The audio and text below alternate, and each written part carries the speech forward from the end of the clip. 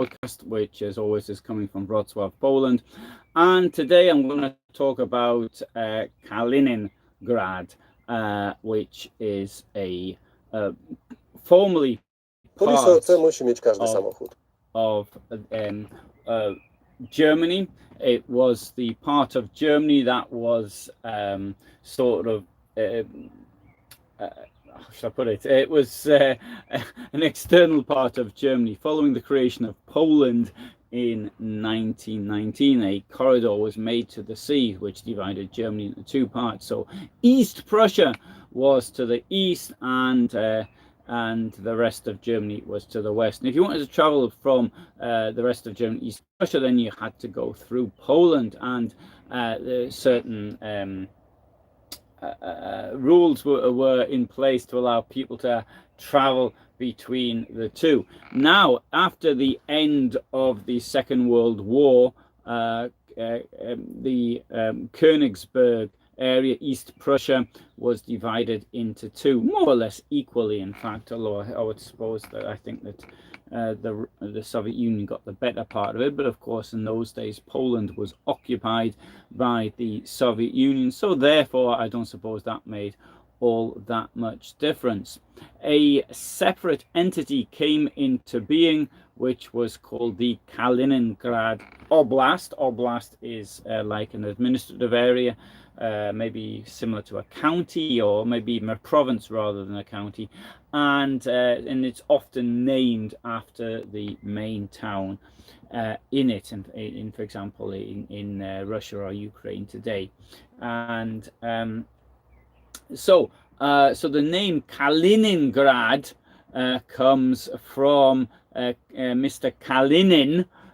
He was born in 1875. He was a Russian revolutionary. He's one of the very few Russian revolutionaries, at least that came to power, that was actually a peasant. And before I did this, it just occurred to me, just before I did this, that he was a peasant. I was trying to think who else was a peasant. I mean, there was people that came from small villages, but they weren't peasants in as much as that they people who tilled the land and did the work on the land. So Kaganovich, for example, he came from a small town, but he wasn't a peasant. He was a bootmaker. Anyways, that was a minor point. So he was a genuine peasant in the Soviet Union. And so Kalinin was somebody who backed Stalin. Now, he was the titular head of the Soviet Union. And indeed, he was, in fact, I think fair to say he was the second titular head. Now, the Soviet Union, of course, didn't come into existence until 1923, but the first one we could say maybe was Yakov Sverdlov. He died in 1919, before the Soviet Union came into being, so I don't know if I can call him the titular head. And then Kalinin became the titular head. Now, this is a role a bit like, for example, the king in the United Kingdom does sort of open supermarkets and bridges. And whereas things are done theoretically in his name, he doesn't really have much power to say yes or no or whatever. And that was the role of the titular head in the Soviet Union, effectively that when Kalinin's job was to receive foreign diplomats and this type of thing. Nikita Khrushchev was once asked, what did Kalinin do? And he said he didn't know. Anyway, so Kalinin, so he stayed throughout the period, all of Stalin's period. Well, he died in June 1946. 46 or 45, I've forgotten. Anyway, he died in June, one of those 2 years. And if you ever go to Moscow, then maybe we can go there for the victory parade once Putin's defeated.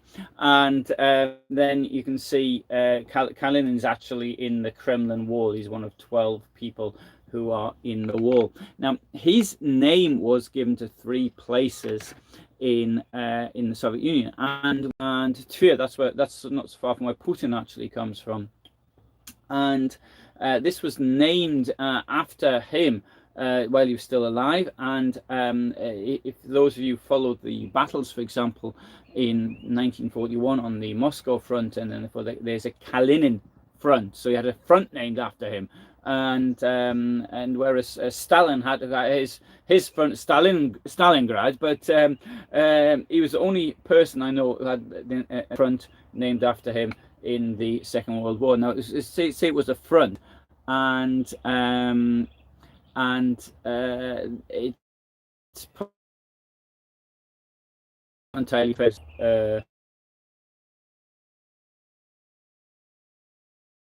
grouping, which is what now people were to be counted to be very helpful and friendly.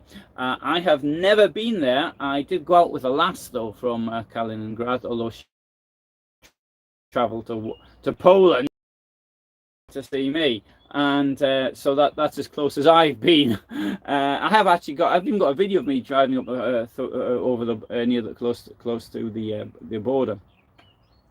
Russia is quite a difficult place to go to, and well, even more difficult now. But even the best of times, you have to go all sorts of things you have to do. The visa process is quite difficult.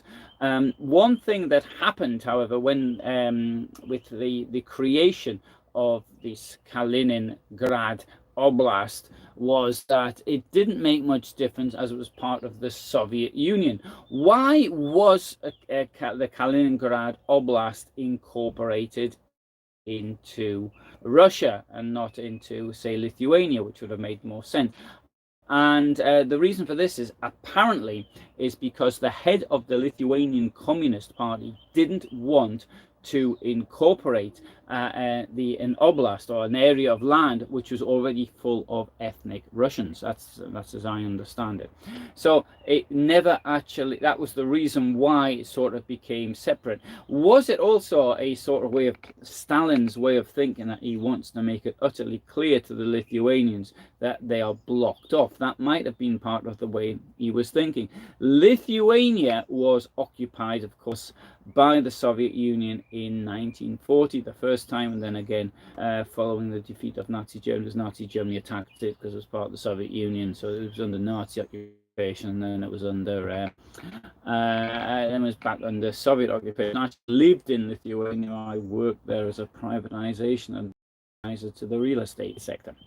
So so it's there, and it's stuck out by itself. It is after Lithuania becomes independent. This is Lithuania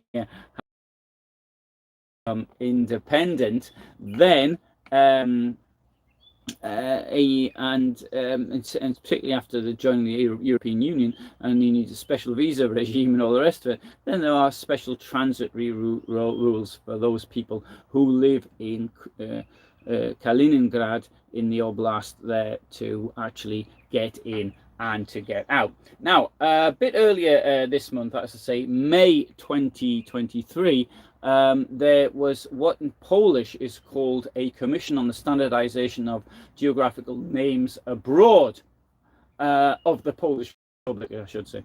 And so these are people who actually get together and decide what names are going to be. It's a bit like the Alliance Française, or no, sorry, what do you call it? The Académie Française, Alliance Française, that's the language school.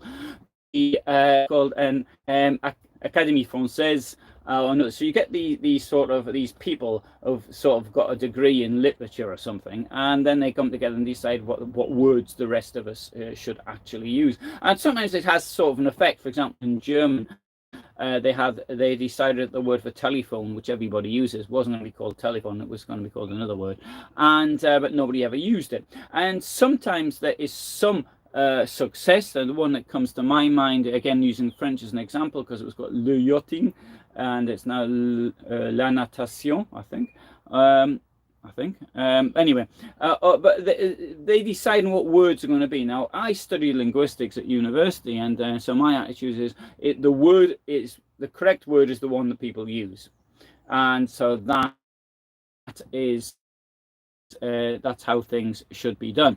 And anyway, so this commission got together, and so it's what they do is to decide what they're going to call cities and things like this. Now, in the Polish language, there's lots of words which are different. So I can't really use it in English, but there is one or two good examples I can say in English.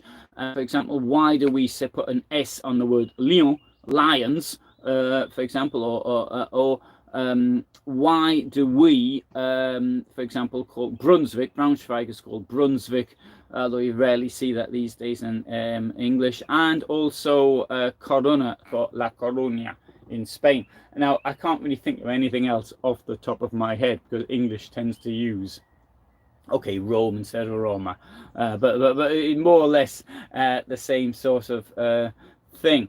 That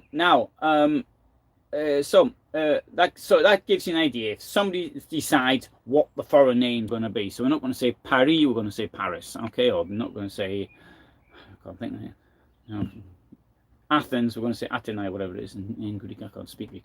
Right. So anyway, so this organization got together on its 125th meeting, and then it decided that on the 12th of April 2003, that as from now, Kaliningrad wasn't going to be Kaliningrad Królewiec. Now, the word in Polish, Król means king, so it's König, Königsberg, so the castle of the king, Królewiec, the place where the king comes from. But, so that is from the German. The fact that the Russian word, Kaliningrad, sounds relatively similar, but it's got nothing to do because it's about this character, Kalinin. And at the moment, Kalinin has only got this town because the other two have gone back to their old names, Tver, and another one's called... No, sorry, the other one didn't go back to its own name. It took the name of an astronaut whose name I've forgotten now. There is, however, a Kalinin mine in the part of Ukraine that was occupied by Russia in 2014 near Donetsk. Anyway, so as from now, if you're speaking Polish, you've got to say the word Królewiec and not Kaliningrad. And so if you're doing an exam or something of that nature, then if you school, presumably, then it would be considered incorrect to write Kaliningrad. Can't see the point myself. Now, anyway, so there was a little poll taken. What do you think about this? And so do you agree with this? So yeah, absolutely agree or sort of agree. Pierre was like said 42%, 40% said they didn't know, and the rest said either they didn't or thought it was a daft idea. In my case, I don't honestly think that people can actually say what places are going to be called like that, so I think it's a rather daft idea. But I mean, if they've got nothing else to do with the time, and as long as it's not funded by the taxpayer, then it doesn't actually bother me. Having said that, one person it did seem to bother was none other than Medvedev, the former dictator, or should I say president of Russia. He thought that this was a pretty bad idea, and I've got his Twitter account up here, and I'm now going to read it. And so he says, and so these Polish Russophobes want to teach us all about history. They don't like the Russian name of the city Kaliningrad, and they want us to write Królewiec. Well, okay then, so instead we ought to, instead of writing Krakow, we'll write Krakow, not Gdansk, we'll write Danzig, not Szczecin, Stettin, not Poznan, Poznań, and not Wrocław, only Breslau. And this could all go on forever. He wrote, anyway, that's what he wrote on Twitter. So, anyway, as far as I can say, I think really it's...